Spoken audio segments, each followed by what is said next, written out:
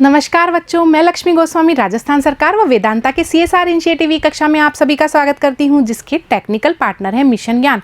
बच्चों, यहां पर हम पढ़ रहे हैं हमारी पाठ्य पुस्तक सृजन का पद्य भाग। तो हमने 4 अध्याय पूरे कर लिए। अब 5वां अध्याय है भूषण से संबंधित, जिसमें भूषण के 5 वीर रस के कवित्व दिए हुए हैं। तो आइए हम इनका अध्ययन करते हैं। तो सबसे पहले हम भूषण के कवि परिचय की ओर चलते हैं।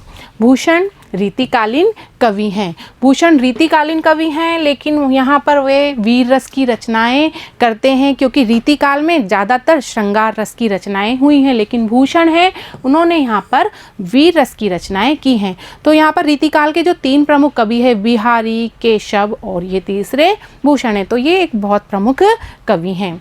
वीर रस के सिद्ध कवि भूषण का जन्म 1613 में कानपुर के टिकवा गांव में हुआ था। ये मतीराम और चिंतामणि के भाई भी हैं। इनके पिता का नाम पंडित रत्नाकर त्रिपाठी था। भूषण का वास्तविक नाम घनश्याम था। भूषण की उपाधि इन्हें चित्रकूट के राजा रुद्र ने प्रदान की थी।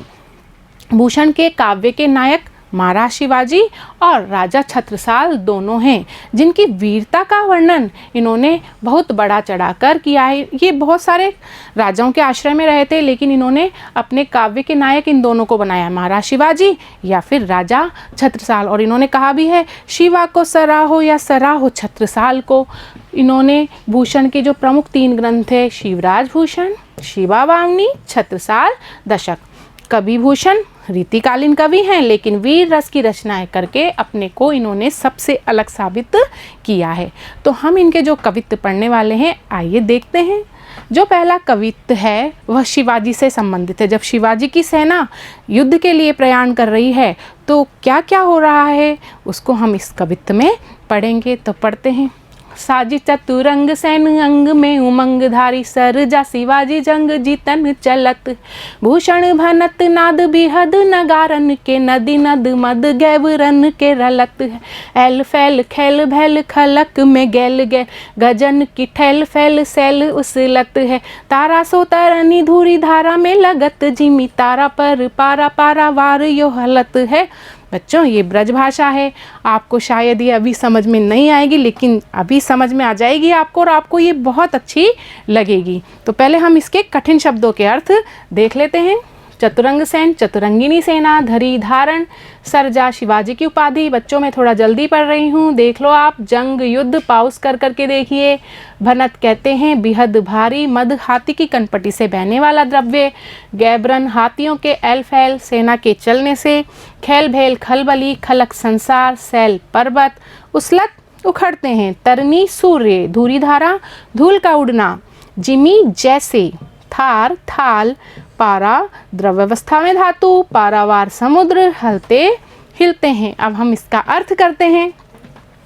साजी चतुरंग सैन अंग में उमंग धारी। कवि भूषण कहते हैं कि राजा शिवाजी की जो सेना है वो युद्ध के लिए प्रस्थान कर रही है, और वो सेना कैसी है? सज्जित है, चतुरंगिनी सेना है। चतुरंगिनी सेना, जिस सेना में पैदल सेना होती है, अश्वों पर सवार सेना होती है, गज पर सवार सेना होती है और एक रथ पर सवार सेना होती है। तो 4 अंग हो गए सेना के, तो उसको हम क्या बोलते हैं? चतुरंगिनी सेना। अंग में उमंग धारी, और सेना में जो सैनिक हैं उनके अंगों में उमंग उत्साह धारण किया हुआ है।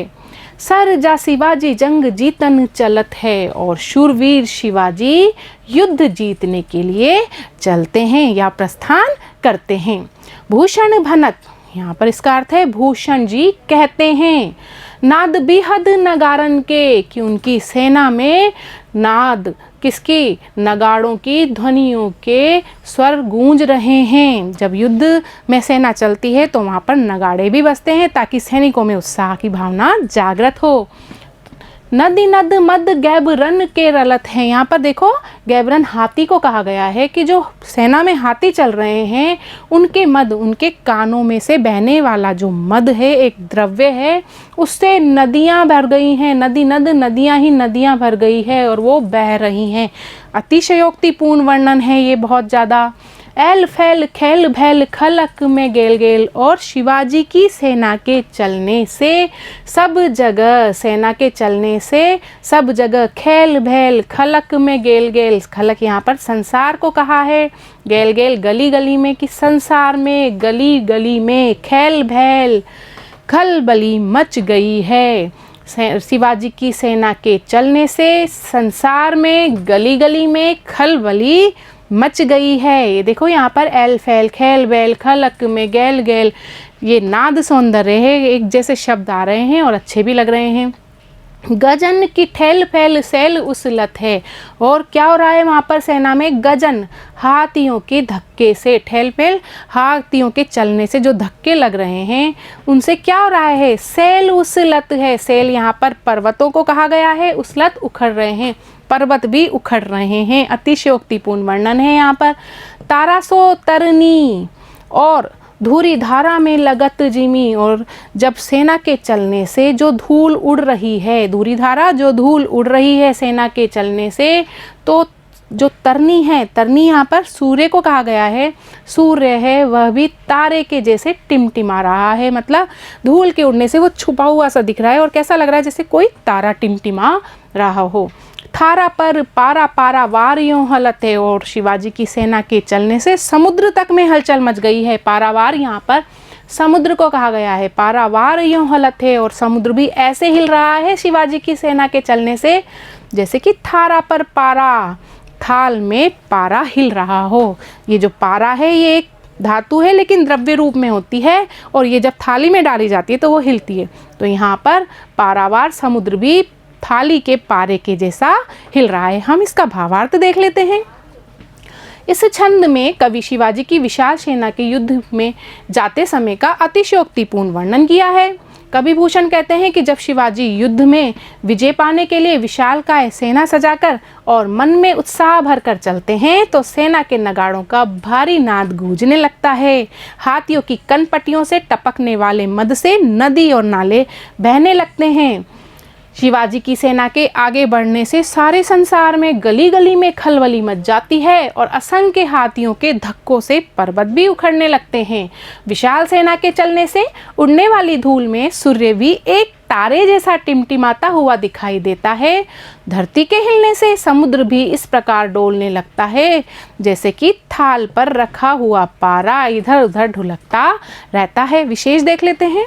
शिवाजी की सेना के रण क्षेत्र के प्रस्थान के दृश्य का अतिशयोक्तिपूर्ण वर्णन किया गया है। ओज गुण युक्त रचना है, हृदय में उत्साह भरने वाली रचना है।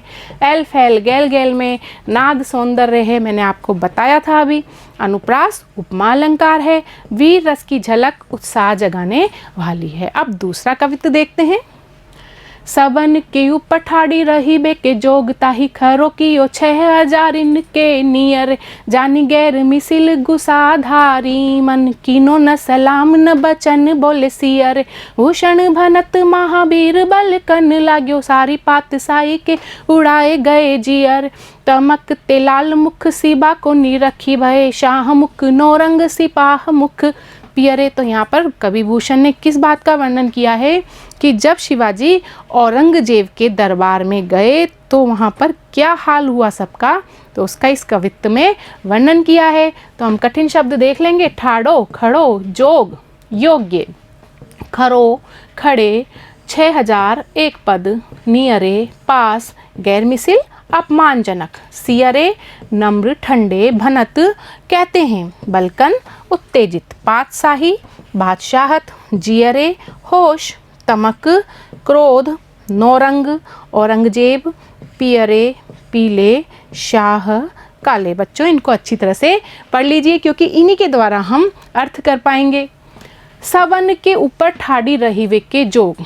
कवि कहते हैं कि जब पुरंदर की संधि हुई तो शिवाजी को आश्वासन दिया गया कि वह औरंगजेब के दरबार में आए, उनको उचित सम्मान दिया जाएगा। तो शिवाजी औरंगजेब के दरबार में पहुँचे तो उनका वहाँ पर अपमान हुआ। क्यों? क्योंकि सबन के ऊपर ठाड़े रहे हुए के जोग। वीर शिवाजी अपनी वीरता के कारण सबके ऊपर खड़े ठाड़े रहने, सबके ऊपर खड़े रहने के जोग योग्य थे। सबन के ऊपर ठाड़ी रही हुए के जोग सबके ऊपर खड़े होने के योग्य थे। ताई खरो कियो, उनको खड़ा किया गया, ताही उनको। 6000 इनके नियरे, 6000 मनसबदारियों के पास खड़ा कर दिया। 6000 सैनिकों का जो प्रशासक होता है उनके पास खड़ा कर दिया गया उनको। जानी गैर मिसिल गुस्साधारी मन, ये उनको बहुत अपमानजनक लगा। जानी गैर मिसिल, इसको अपमानजनक जानकर, गैर मिसिल यहाँ पर अपमानजनक है। गुस्साधारी मन, उन्होंने मनी मन में गुस्सा धारण कर लिया, क्रोध आ गया उनको। कीनो न सलाम न बचन बोले सियरे, जब सब औरंगजेब का सलाम कर रहे थे तो उन्होंने न तो बादशाह को सलाम किया और न बचन बोले सियरे, सियरे मतलब नम्र, उन्होंने नहीं नम्र वचनों में उसका अभिवादन किया। भूषण भनत, भूषण जी कहते हैं महावीर बल कन लाग्यो, कि जो महावीर शिवाजी हैं वह क्रोधित हो गए और उत्तेजित होने लगे और उक्तियां बोलने लगे। सारी पातशाही के उड़ाए गए जियरे, और उनका क्रोध देखकर सारी बादशाहत के जितने भी लोग वहाँ पर बैठे थे बड़े बड़े, उनके सबके उड़ाए गए जियरे, जियरे होश, उनके होश उड़ गए। तमक ते लाल मुख शिवा को निरखी भय, और तमक क्रोध, क्रोध से लाल मुख शिवाजी का देखकर, निरखी देखकर, क्रोध से लाल मुख शिवाजी का देखकर, शाहमुख नौरंग, नौरंग यहाँ पर औरंगजेब को कहा गया है, औरंगजेब का जो मुख है वह शाह काला पड़ गया। सिपाह मुख पियरे, और उनके जो सिपाही थे उनके मुख भय के कारण पीले पड़ गए। अब हम इसका भावार्थ देख लेते हैं। कवि ने औरंगजेब द्वारा शिवाजी को उचित सम्मान न दिए जाने पर उनके क्रोधित होने का सुंदर वर्णन किया है। औरंगजेब द्वारा उचित सम्मान दिए जाने के आश्वासन पर शिवाजी औरंगजेब के दरबार में उपस्थित हुए थे। अपनी वीरता और प्रभाव के कारण वे सबसे ऊपर खड़े होने के योग्य थे। उनको अपमानित करते हुए 6000 मनसबदारों के पास खड़ा कर दिया। इसे अनुचित और अपमानजनक मानते हुए स्वाभिमानी और क्रोधी शिवाजी के मन में बड़ा रोष छा गया। उन्होंने न तो औरंगजेब को सलाम किया और न ही नम्र शब्द कहे। अपमान किए जाने से शिवाजी उत्तेजित होने लगे तो उनका क्रोध से लाल मुख रौद्र रूप देखकर औरंगजेब का मुख तो झेप के कारण शाह काला पड़ गया और सिपाहियों के मुख भय से पीले पड़ गए। विशेष देख लेते हैं हम। कवि ने शिवाजी को स्वाभिमानी और साहसी वीर पुरुष के रूप में चित्रित किया है। अतिशयोक्ति अलंकार का प्रयोग किया गया है। भाषा में उर्दू शब्दों का भी प्रयोग हुआ है, गैर मिसिल, गुसीले, गुस्सा, और इनमें देखो अनुप्रास अलंकार भी है। यहाँ पर ग और स वर्ण की आवृत्ति हो रही है। अब अगला कवित्त पढ़ते हैं। तेरे ही भुजानी पर भूतल को भार कहिबे को शेष नाग दिग नाग हिमाचल है। तेरो अवतार जग पोषण बरन हार कछु कर तार को न माघ अमल। शाहितन सर जा समथ शिवराज कवि भूषण कहत जीवो तेरो ही सफल। तेरो कर बाल करे मलेच्छन को काल बिन काज होत काल बदनाम धरातल है। कठिन शब्द देखते हैं। भुजानी हाथों में, भूतल पृथ्वी, दिग्नाग चारों दिशाओं को धरती से धारण करने वाले हाथी, पोषण भरण पोषण, करतार ईश्वर, अमल कार्य अधिकार, शाही शाह, तने पुत्र, समर्थ समर्थ, करवाल तलवार, मलेच्छ अत्याचारी मुगल और धरातल संसार। तो यहाँ पर अर्थ करते हैं। कवि कहते हैं कि तेरे ही भुजानी पर भूतल को भार की है वीर शिवाजी, आपकी भुजाओं पर ही, आपके हाथों पर ही इस भूतल, इस पृथ्वी का भार टिका हुआ है। कहिवे को शेषनाग दिग्नाग हिमाचल है, और कहने को कहा जाता है कि धरती का भार शेषनाग ने उठा रखा है, दिग्नाग चारों दिशाओं में जो हाथी रक्षा कर रहे हैं उन्होंने उठा रखा है, या हिमाचल हिमालय पर्वत ने उठा रखा है। हिमालय पर्वत को यहाँ पर भूधर भी कहा जाता है। तो कहने को तो इन तीनों ने धरती का भार उठा रखा है, लेकिन असली में किसने उठा रखा है? वीर शिवाजी की भुजाओं ने उठा रखा है। तो देखो कवि ने यहाँ पर अतिशयोक्तिपूर्ण वर्णन किया है। तेरो अवतार जग पोषण बरनहार, कवि यहाँ पर कहते हैं कि आपका जो अवतार हुआ है इस पृथ्वी पर वह इस संसार के पोषण और भरण, लालन पालन और सुरक्षा के लिए ही हुआ है। कछु कर तार को, यहाँ पर ईश्वर कर्ता यहाँ पर ईश्वर को कहा गया है। कोन माघ अमले, इसमें ईश्वर का कोई कार्य या अधिकार नहीं है। इस जग का पालन पोषण वैसे तो ईश्वर करता है, लेकिन कवि ने किसको बता दिया, शिवाजी को यहाँ पर बता दिया है।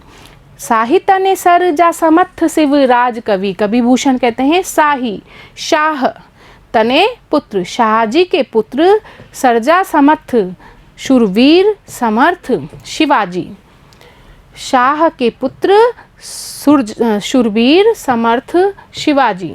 भूषण कहते हैं कि जीवो तेरो ही सफल है, कि आपका ही जीना सफल है।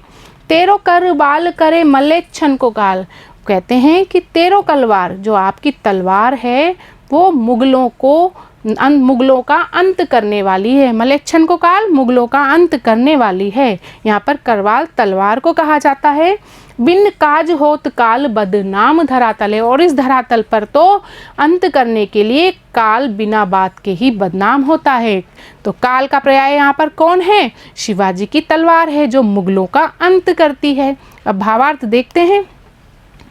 कवि भूषण कहते हैं कि शाह पुत्र सरजा शिवाजी, इस संसार का भार वास्तव में तो आप ही उठाए हुए हैं। शेषनाग, दिग्गज और हिमालय पर्वत आदि तो कहने के लिए ही भूधर हैं, भूधर पृथ्वी को उठाने वाले है शिवाजी। तुम्हारा अवतार ही सारे जगत की सुरक्षा व पालन पोषण के लिए हुआ है। इस काम में ईश्वर की कोई भूमिका नहीं है।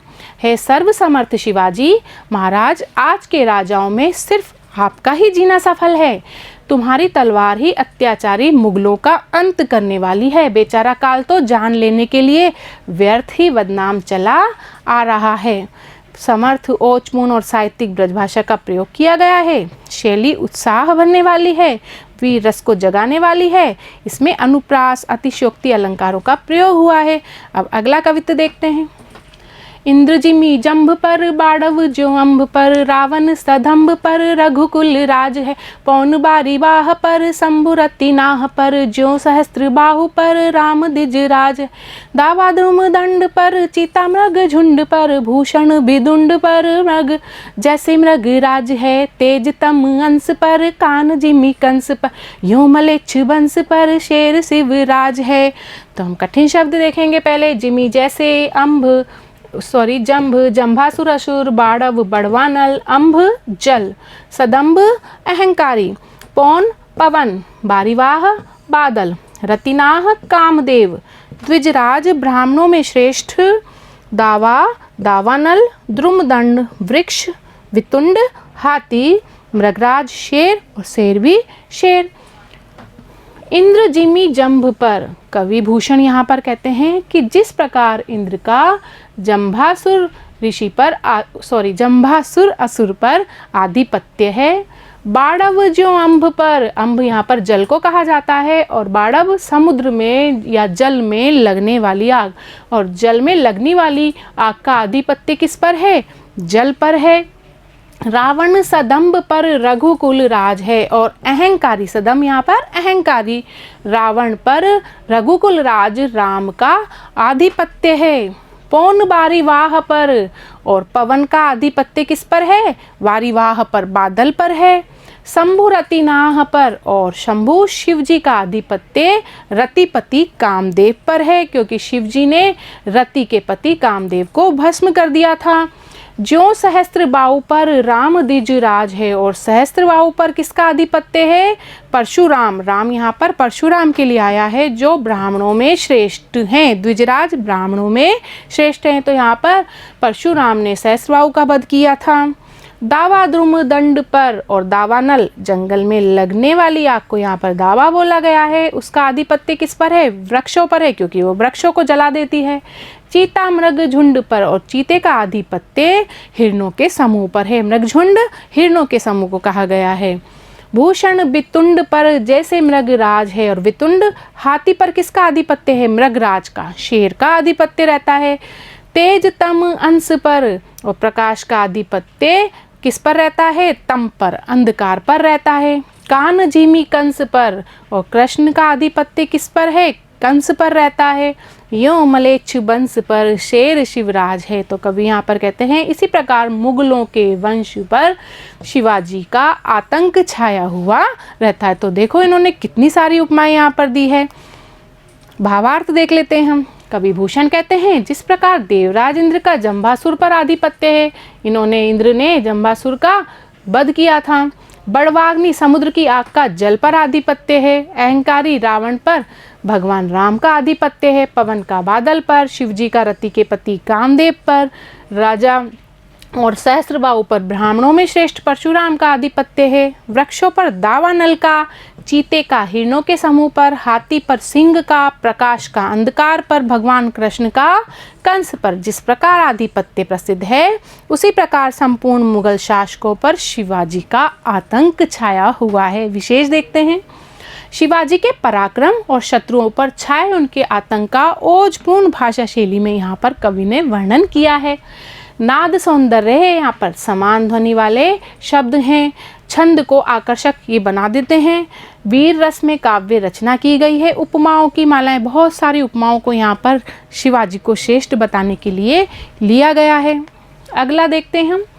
गरुड़ का दावा जैसे नाग के समूह पर, दावा नाग जूह पर, सिंह सर ताज को, दावा पुरहूत को पहारन के कुल पर, दावा सबे पच्छिन के गोल पर बाज को, भूषण अखंड नवखंड महिमंडल में दा तम पर, दावा रवि किरण समाज को, पूरब पचाह देश दक्षिण ते उत्तर लो, जहाँ पात साही तहाँ दावा शिवराज को। कठिन शब्द देखते हैं हम।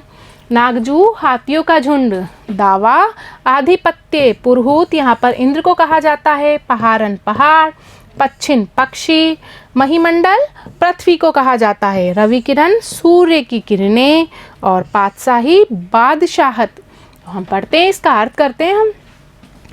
कवि कहते हैं गरुड़ का दावा जैसे नाग के समूह पर, कि जिस प्रकार गरुड़ का जो आतंक है वह नागों के समूह पर रहता है। गरुड़ नागों का शत्रु होता है और ये गरुड़ नागों पर भारी रहता है। तो गरुड़ का जो दावा है, जो आधिपत्य है, वो किस पर है?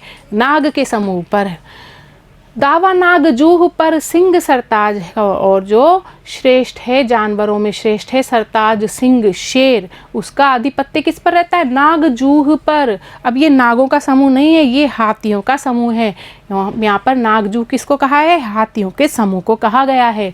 तो जो सिंह है उसका आधिपत्य किस पर रहा है? यहाँ पर हाथियों के समूह पर रहता है। दावा पुरहूत का पहाड़न के कुल पर, पुरहूत यहाँ पर इंद्र को कहा गया है, और जो इंद्र का आधिपत्य है वो पहाड़ों के कुल पर रहता है। पहाड़ों को अपने वज्र से खंडित कर दिया गया था इंद्र के द्वारा। दावा सबे पच्छिन के गोल पर बाज को, और जो ये बाज है, बाज का पच्छिन के गोल यहाँ पर पक्षियों के समूह पर आधिपत्य रहता है। किसका रहता है? बाज का। भूषण अखंड नव खंडन महिमंडल में, भूषण कहते हैं कि और इस संपूर्ण 9 खंडों वाली पृथ्वी में, महिमंडल पृथ्वी में, तम पर दावा रवि किरण समाज को, जो अंधकार होता है उस पर किसका आधिपत्य रहता है? सूर्य की किरणों का आधिपत्य रहता है। रवि किरण समाज, सूर्य की संपूर्ण किरणों का आधिपत्य रहता है। पूरब पचाह देश दक्षिण ते उत्तर लो, जहाँ पातशाही तहाँ दावा शिवराज को। कवि यहाँ पर कह रहे हैं कि पूरब, पश्चिम, दक्षिण, उत्तर, चारों दिशाओं में जहाँ बादशाही, जहाँ जहाँ बादशाह औरंगजेब का शासन है, वहाँ पर दावा शिवराज को, वहाँ पर शिवाजी का आतंक छाया हुआ रहता है। भावार्थ करते हैं। कवि भूषण कहते हैं कि जैसे सर्पों के शत्रु गरुड़ का सर्पों पर आतंक है, जैसे हाथियों के झुंड पर पराक्रमी सिंह का प्रभुत्व है, जैसे इंद्र का संपूर्ण पर्वतों पर आधिपत्य है, क्योंकि इंद्र ने अपने एक ही प्रहार से पर्वतों को खंडित कर दिया था। सभी पक्षियों पर बाज का आतंक बना रहता है, और 9 खंडों वाली संपूर्ण पृथ्वी पर सूर्य की किरणों के प्रकाश का अंधकार पर आधिपत्य रहता है। उसी प्रकार पूर्व, पश्चिम, उत्तर, दक्षिण दिशाओं में जहाँ जहाँ भी औरंगजेब का शासन है, वहाँ पर महाराज शिवाजी का आतंक छाया हुआ रहता है। कवि ने शिवाजी महाराज के प्रताप और शत्रुओं पर छाए अनेक आतंक का ओजपूर्ण शैली में वर्णन किया है। अखंड नवखंड महिमंडल में देखिए आप, अनुप्रास अलंकार है, और यहाँ पर ये वीर रस की रचना है। तो बच्चों, आपको ये कवित्त समझ में आ गए होंगे। नहीं समझ में आए तो इस वीडियो को पॉज करके देखिए और इसको याद कर लीजिए। और अब हम अगले वीडियो में इसके प्रश्नोत्तरों को हल करेंगे। तब तक के लिए धन्यवाद।